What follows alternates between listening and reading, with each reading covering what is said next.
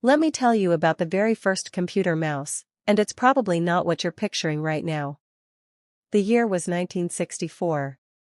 Computers were still enormous machines, locked away in labs, mostly used by governments, scientists, and big corporations. They weren't personal, they weren't friendly, and they definitely weren't easy to use. You had to type out long, complicated commands just to make them do something simple. At the Stanford Research Institute, a researcher named Douglas Engelbart was working on a different vision. He believed computers could be more than just number-crunching machines. They could actually help humans think, work together, and solve complex problems.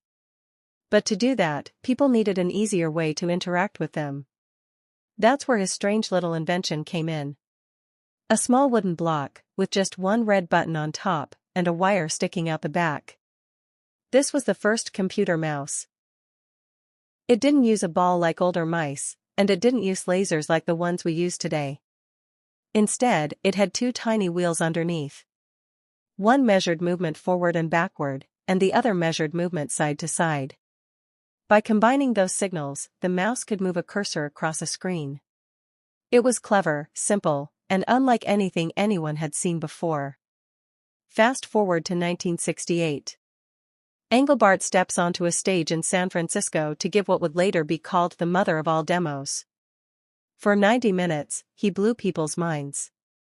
Not only did he show off the mouse, but also things that seemed almost science fiction at the time: video calls, hyperlinks, digital text editing, and even real-time collaboration with another user miles away. The mouse was just one part of his bigger vision, but it quickly became one of the most memorable. And as for the name? That was almost a joke. The cord trailed out the back, like a little tail, so people just started calling it a mouse. Engelbart himself admitted later that he thought the name would eventually change to something more technical, but it never did. It took years for the mouse to catch on. In the 1970s, Xerox engineers refined the design. In the 1980s, Apple introduced it to the masses with the Macintosh. Soon after, Microsoft bundled it with Windows.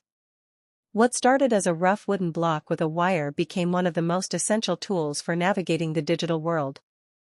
And here's the crazy part: Engelbart never really got rich from his invention. The patent expired just before the mouse became mainstream. But his idea, that simple little wooden box, changed the way humans and computers interact forever. So, the next time you click, scroll, or drag something on your screen, remember, it all started with Douglas Engelbart, a block of wood, two tiny wheels, and a vision of the future back in the 1960s.